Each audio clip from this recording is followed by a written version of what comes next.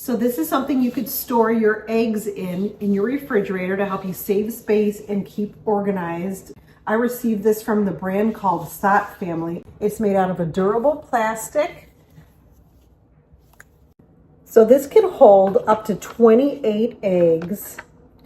To put them in, I'm just sliding them in through the slot right here.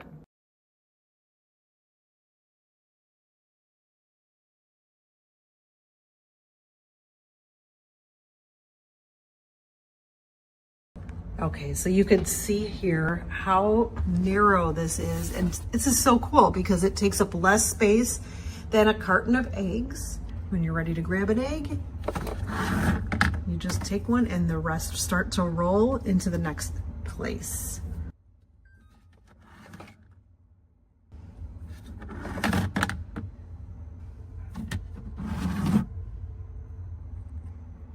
Not only is this a helpful storage container, but I also love the way it looks.